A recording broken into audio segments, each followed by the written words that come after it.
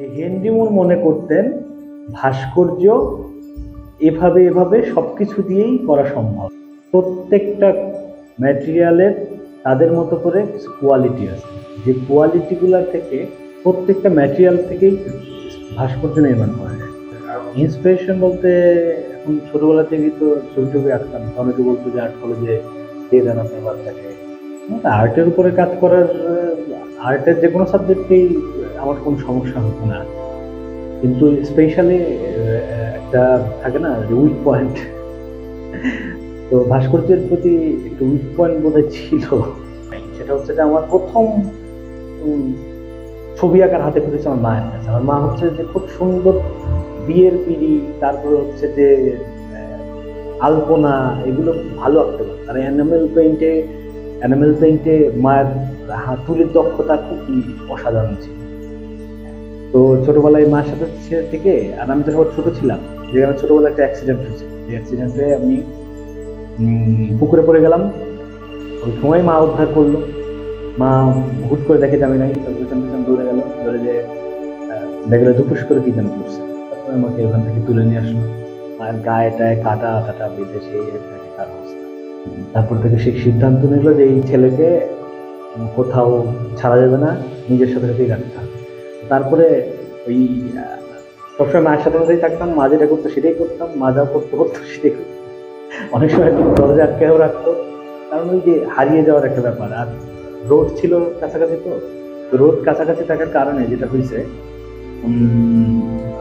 আরো বেশি কেয়ারফুল থাকতো যে যদি বিশ্ব রোডে চলে যায়, যদি কোনো অ্যাক্সিডেন্ট হয়, এরকম ব্যাপার ছিল। আমাদের ওই অঞ্চলে এক ধরনের ফল হতো, বওলা ফল, বওলা বলতো। এই আঞ্চলিক নামটা বওলা, আমি জানি না, ভালো নাম থাকে, সবাই চিনবে কি নামে। তো বওলা দিয়ে, কাগজ দিয়ে ঘুড়ি বানাতাম, বিভিন্ন রকমের ঘুড়ি, বাঁশ চেঁচে চেঁচে। আমার হাতে অসংখ্য কাটাকাটির দাগ আছে ছোটবেলায়। তো এইভাবে ঘুড়ি বানিয়ে একা একা ঘুরাইতাম। আমার মা সবসময় এরকম দরজা খুলে থাকতো, যে জানলা খুলে দেখতো, রান্না করতাম দেখতো। আর আমরা ছিলাম হচ্ছে সরকারি কোয়ার্টারে, যে কারণে হচ্ছে যে অনেক কিছুই, এবং রোড সাইডে ছিল আর কি। তো মা সবসময় চোখে চোখে না, ওইখান থেকে মার পেছন পেছন না চলে চলে দেখে দেখে এই ছবি টবি আঁকা। আর মা তো হচ্ছে যে মার কাছে মাঝে মধ্যে যে আমার অমুক বিয়ের পিড়ি, অমুক আলপনা, এটা করে দাও বা করে দেন, নিয়ে যাইতো। তারপরে পিড়ি নিয়ে আসতো, এগুলো মা হচ্ছে যে করতো আর কি। রিচুয়াল আছে না, হিন্দুদের বিভিন্ন রিচুয়াল আছে, এই যে লক্ষ্মী পূজা, বিভিন্ন পূজা টুজাতে এই যে আলপনা টালপনা, এগুলো মা করে থাকে। ওখান থেকে আমার মনে আছে, আমার মা একবার গরু আঁকলো। গরু আঁকলে আমি পাশে একটা বাছুর আঁকলাম, এবং হচ্ছে অদ্ভুত ব্যাপার যে মা এখনো গল্প করে যে গরুর সাথে বাছুরের ম্যাচিংটা খুব দুর্দান্ত হয়েছে। এবং এবং হচ্ছে যে আমাদের সব পুরোনো ওয়াল টোয়ালের মধ্যে, দরজার মধ্যে, আমার মনে হচ্ছে দরজার মধ্যে ছিল ওইটা অ্যানিমেল পেইন্টে করা। তারপর ওই বাড়ি ছেড়ে যখন চলে আসি, তারপরে অনেকদিন পরে যে ওই বাড়িতে দেখছি, যখন আমি ইন্টারমিডিয়েট করি, তখন ওই ওয়ালে, ওই দরজার মধ্যে হচ্ছে যে গরু আর বাছুরের ছবি দেখা। এভাবে ছোটবেলা কাটে, খুব একাকিত্বের সাথেই কাটে আর কি। অন্য কারোর সাথে মিশতে টিশতে কম দিত। আমার অন্যান্য ভাই বোনের প্রতি এরকম রেস্ট্রিকশন ছিল না। আমার পড়াশোনা করার থেকে ছবি আঁকাকেই পছন্দ করতাম বেশি। আর একটা ব্যাপার হচ্ছে, আমার মনে আছে আমার হায়ার ম্যাথের স্যারের বাসায় গেছি হচ্ছে পড়তে গিয়ে আমি, স্যার উচ্চতর গণিত বোঝাচ্ছে, আর আমি এদিকে হচ্ছে স্যারের সেলে পড়তে থাকি। স্যারের সেল ছোট ছিল, তখন 2-2.5 বছর বয়স। স্যার পোর্ট্রেটটা দেখে বলে কি যে, আরে তুমি এই সমস্ত উচ্চতর গণিত ফণিত করে কি করো, তুমি এই যে আর্ট কলেজ আছো। স্যার তো অনেক আগে, তো স্যার জানতো না যে তখন চারুকলা ইনস্টিটিউট হয়ে গেছে। স্যার জানতো যে আর্ট কলেজ আছে, তো তুমি আর্ট কলেজে আর্ট কলেজে তুমি ভর্তি হয়ে যাও, তুমি অ্যাডমিশন নাও। তো ওইখান থেকে তার আগে থেকেই ছিল আর কি মাথার মধ্যে যে একটু চেষ্টা করে দেখবো আর কি। তো পরিবারের যেরকম রেস্ট্রিকশন ছিল এরকম না। অনেকে বলে না যে পরিবারের রেস্ট্রিকশন, অবশ্য ওরকম রেস্ট্রিকশন ছিল না, এরকম ছিল। আচ্ছা ঠিক আছে, মানে একটা বিষয় গ্রাজুয়েশন করা করলেই হইলো। আর বড় ভাই তো সাপোর্ট দিত। বড় ভাই তো আবার মনে আছে হচ্ছে যে বড় ভাইয়ের সাথে করে বড় ভাই যখন হচ্ছে যে মাস্টার শেষ করে আসবে রাজশাহী বিশ্ববিদ্যালয় থেকে, তখন গেলাম। যার পরে হচ্ছে যে দাদার এক ছোট ভাইকে বললো কি যে তুমি ইয়ে করো, ওকে নিয়ে একটু তোমার চারুকলা টারুকলা ঘোরাও। তখন চারুকলা যাবো, তখন তখন হচ্ছে ইন্টারমিডিয়েটেও উঠি নাই, এসএসসির পর পর চারুকলায় যাবো। আমি তো মানে ভেতরে যে থাকে না অনেক সময় টিং করে ওঠে আর কি, বেজে ওঠে কিছু একটা। ঠিক আছে, সারা দিন ওনার সাথে ঘুরলাম, রিলিফ টিলিফ বিভিন্ন কাজটা দেখার মতো। সেকেন্ড ইয়ার এখন ওর টিচার হয়ে গেছে, স্কাল্পচারের টিচার হয়ে গেছে। তখন স্কাল্পচার থেকে ডিপার্টমেন্টটাই উনি আমাকে দেখাইছেন যে তোমার ডিপার্টমেন্ট।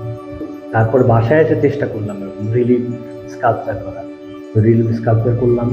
করার পরে এরকম টুকিটাকি বুঝতে কিছু চারুকলায় হয়ে গেল। হয়ে যাওয়ার পরে দেরিতে অ্যাটেন্ড করলাম, স্কেচ টিস্কেচ বোঝা খুব কঠিন হয়ে যাচ্ছিল। তো আমি যেটা করতাম যে আর্কিটেক্টরা যখন ড্রয়িং করে তখন ড্রয়িং করতাম আর কি, লাইন লাইন, কিন্তু স্কেচ বুঝতাম না। লাইট অ্যান্ড শ্যাডোজ যে একটা ব্যাপার আছে, আলো ছায়ার যে একটা খেলার ব্যাপার আছে, কম্পোজিশনের ব্যাপার আছে, এত কিছু বুঝতাম না। আমার কাছে দেখবো না, আরে তো পারি না, কিন্তু বিষয়টার মধ্যে ঢোকা অনেক কঠিন কাজ। সেটা আস্তে আস্তে ঢোকার চেষ্টা করছি, পারছি কতটুকু বলতে পারি না। ওর থেকে আমার কাছে ফর্ম তৈরি করাটাই আমার কাছে অনেক ইন্টারেস্টিং এবং সহজ মনে হয়। আচ্ছা, একটা ফর্ম তো করে ফেললাম, নেগেটিভ এবং পজিটিভের একটা ব্যাপার। যেটুকু দেখা যায় সেটুকু পজিটিভ, আর যেটুকু দেখা যায় না সেটা নেগেটিভ। তো আলোচনা তৈরি করে করতেছে, 2D সার্ফেসে তো আলোচনা তৈরি করা লাগে। তো আমার কাছে মনে হইতো যেটা মনে হয় সহজ। সেকেন্ড ইয়ারে উঠে তো আমাদের মাটির কাজ ধরাইতো, কম্পোজিশন করাইতো, তারপর হচ্ছে যে বল টল বানাইতো। তা আমি একবার ফিগারে চলে গেছি। তো অনেকগুলো একটা গ্রুপ ফিগার বাড়িতে করছি, বাড়িতে করে নিয়ে স্যারদেরকে দেখাইছি। তারা ভালো তো, আরে আরে শুরু করছে এটা। তারপরে ইন্সপায়ার করলো, তারপরে কাজ করা শুরু করলো। তো মূলত যেটা যেটা হইতো সেটা হচ্ছে যে ফিগারেটিভ চর্চা বেশি, স্কাল্পচার, ফিগারেটিভ স্কাল্পচার, যেটাকে বলা হচ্ছে ক্লাসিক্যাল ঘরানার কাজের চর্চা হতো বেশি। তো ওই চর্চার মধ্যে দিয়ে আসলে শুরুটা। ওখানে ফিগারের কাজ করতাম, ফিগার বানাতাম, বিভিন্ন মিডিয়ামে ফিগার বানাতাম, রিয়েলিস্টিক ফিগারই বেশিরভাগ ছিল। রিলিভ করতে দিত, সব বেশিরভাগ ক্ষেত্রে রিয়েলিস্টিক কালচার করতে দিত। তো এরকম এক্সপেরিমেন্ট করা, ফিগার নিয়ে ভাঙচুর করা, এই এক্সপেরিমেন্টটা তখন চলটা কম ছিল। আর আমাদের তখন হচ্ছে যে মানে একটা মেজার ছিল, ক্যারেক্টার ছিল। চারুকলার বড় ভাই টড় ভাইদেরকে সবাইকে দেখতাম রিয়েলিস্টিক স্কাল্পচার, দেখতেও ভালো লাগতো, আমরা ওইটাই করতাম। তারপরে রিয়েলিস্টিক স্কাল্পচার দিয়ে একটু স্টোরি মেক করা, তারপরে সেখান থেকে হচ্ছে যে নিজের চিন্তাগুলোকে একটা শেপ দেওয়ার, তৈরি শেপ করার চেষ্টা করা, এক ধরনের অস্তিত্ব বিষয়ক একটা ধারণার ব্যাপার চলে আসে, অথবা এক ধরনের আধ্যাত্মিক ব্যাপারও বলা যেতে পারে, স্পিরিচুয়াল ব্যাপারও বলা যেতে পারে, অথবা একটা অ্যাবস্ট্রাক্ট কনসেপ্টকে একটা রিয়েলিস্টিক স্কাল্পচারের ফর্মে শিফট করা। তো এইটা বেশ কঠিন কাজ, এটা আসলে করাটা খুবই কঠিন, এবং করা যায় কিনা আমি আসলে খুবই এখনো সন্দেহ প্রকাশ করছি আর কি। তারপরেও চেষ্টা করতাম, কারণ ওই যে ভাঙার ব্যাপারটা তো তখন তৈরি হয় নাই, এবং ভাঙার ব্যাপারটার জন্য যে ফর্মটা আরো সরল করে, আরো সংক্ষেপ করে প্রকাশ করা, সেটার জন্য কিছু ড্রয়িং করতে হয়। তো এবার অনার্সটা শেষ হলো, অনার্স পর্যন্ত মোটামুটি রিয়েলিস্টিক দিয়েই পার করলাম। অনার্সটা শেষ হওয়ার পরে মাস্টার্সে গিয়ে তখন ওই এক্সারসাইজটা শুরু হলো, শিক্ষকরাও অনেক হেল্প করলেন, বড় ভাইরা অনেক হেল্প করলেন। তারপরে সবকিছু মিলিয়ে কাজ করা শুরু করলাম, এবং অনেকগুলো ম্যাকেট তৈরি করলাম, মাটি দিয়ে অনেকগুলো ম্যাকেট তৈরি করলাম। তারপরে কিছু কাস্টিং ওয়ার্কশপ করলাম। তারপরে বিভিন্ন বাইরের দেশগুলো থেকে আমাদের ডিপার্টমেন্টের সাথে কোলাবোরেশনের কিছু প্রোগ্রাম ছিল ব্রিটিশ কাউন্সিলের। তো ওখান থেকে বেশ উপকৃত হয়েছে। একটা ধারণা থেকে মোটিভ নিয়ে সেই মোটিভকে তৈরি করা, বা সেই মোটিভকে আরো বেশি মিনিমাল বা আরো বেশি সরল বা আরো বেশি সংক্ষেপিত করে কিভাবে প্রকাশ করা যায়, তারপরে ফর্মটাকে আরো সরলভাবে কিভাবে দেখা যায়। ভাস্কর্য যে জায়গাটুকু আমি ম্যাটেরিয়াল দিচ্ছি ওটা ভরার জায়গা, আর যে জায়গাটুকু আমি হচ্ছে যে ম্যাটেরিয়াল দিচ্ছি না ওটা শূন্য জায়গা। শূন্য আর ভরাটের একটা অসাধারণ কম্বিনেশন হচ্ছে ভাস্কর্য, শূন্য আর ভরাট। এখানে আমরা বলি হচ্ছে এটাকে নেগেটিভ স্পেস এবং পজিটিভ স্পেসের একটা খেলা। সে যাই করি না কেন, সে রিয়েলিস্টিক স্কাল্পচারই করি আর হচ্ছে অ্যাবস্ট্রাক্ট ফর্মই করি, যাই করি না কেন, অথবা হিউম্যান ফিগার নাও হতে পারে, এটা একটা সলিড ফর্ম হতে পারে, এটা একটা গোলক হতে পারে, এটা একটা বাক্স হতে পারে, এটা একটা কার্ভ লাইন হতে পারে, কার্ভ ফর্ম হতে পারে, একটা জটিল কম্পোজিশন হতে পারে, সরল একটা যে কোনো কিছু হতে পারে। সবকিছুই হচ্ছে ভরাট আর খালি, এর হচ্ছে একটা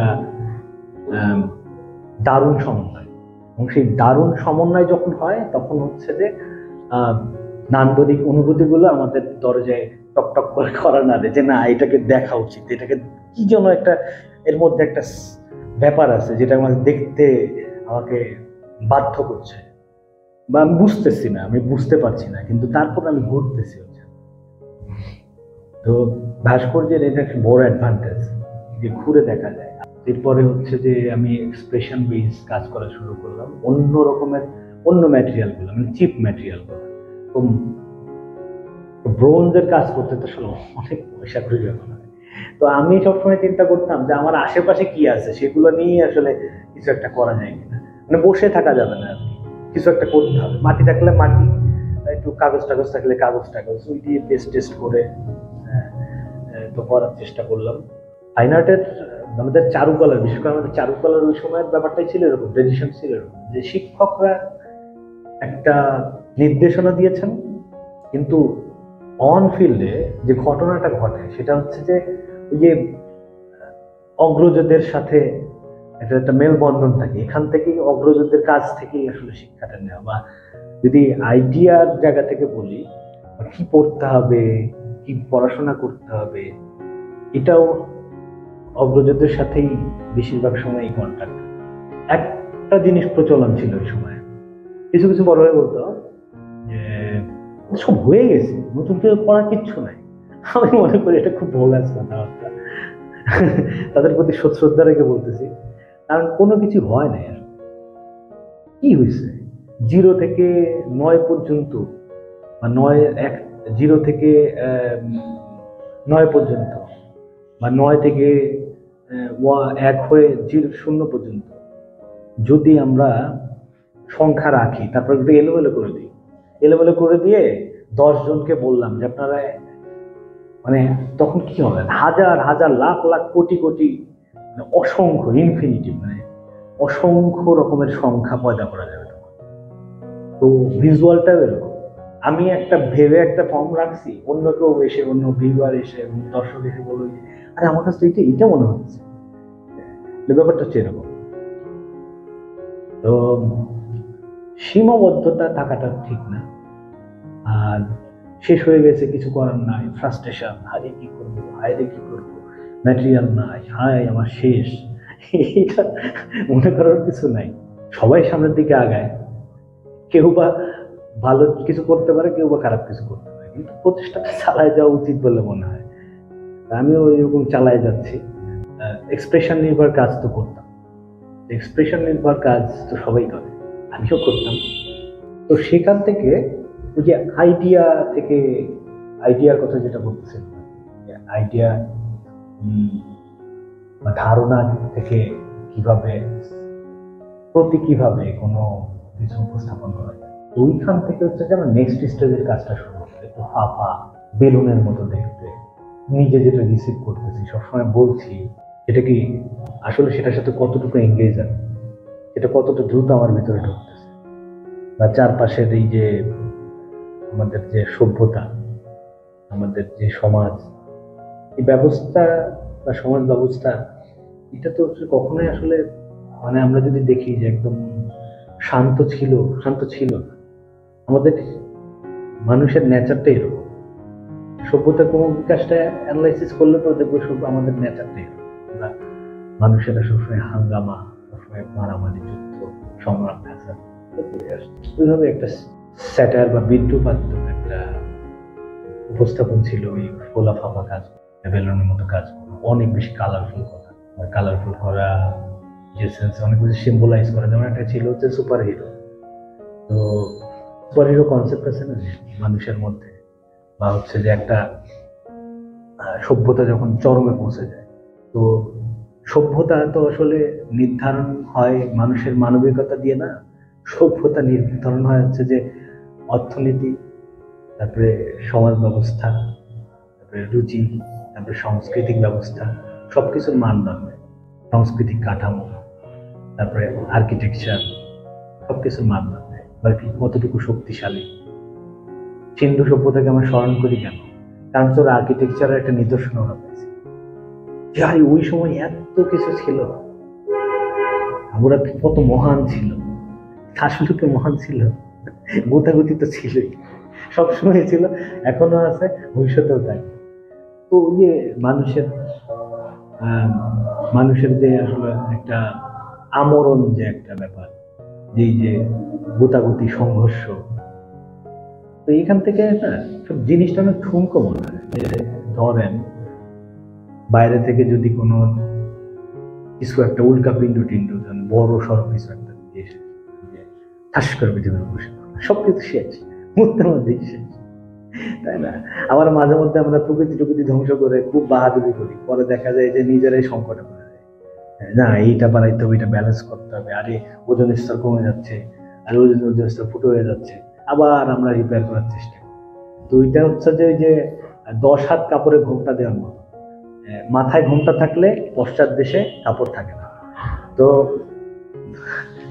আমরা হিউম্যানরা ইন সেন্স এরকম, তো এরকমই কিছু একটা ব্যাপার ছিল আর কি এই ভাবা অবয়বগুলোর মধ্যে। তো তার পরবর্তীতে যেটা চলে আসে সেটা হচ্ছে যে এই সকল ব্যাপারগুলা আমি অ্যাবজর্ব করে ভেতরে নেওয়ার চেষ্টা করছি, যে নেচার থেকে যে ধরনের এক্সপিরিয়েন্স বা অভিজ্ঞতাগুলো হলো আমার, এবং তারপরে আমি হচ্ছে যে আমার শরীর তো আসলে অনুভবের একটা জায়গা, অনুভূতি প্রকাশ করার একটা জায়গা, তাই না? আমার শরীর, আমার পায়ে একটা খোঁচা লাগলে আমার মাথা বলে দেয় যে না ওখানে একটা মশা পড়ছে, একটা মশাটাকে তুমি ইয়ে করো, তাড়াই দাও। তো যেটা হচ্ছে নেচার থেকে এক্সপিরিয়েন্স নিয়ে আমার শরীরের মেকানিজম দিয়ে আমি হচ্ছে বিভিন্ন কিছু সিম্বলাইজ করার চেষ্টা করছি। তো সেটা কখনো হচ্ছে যে অস্তিত্বশীল কোনো জিনিস হতে পারে, বা সম্পূর্ণ নিজের কিছু আইডিয়া ইমপ্লিমেন্ট করে, যেমন হচ্ছে যে বডি পার্টস গুলাকে মেকানিক্যাল একটা ফাংশনের মধ্যে দিয়ে আমি কিছু কাজ করছি।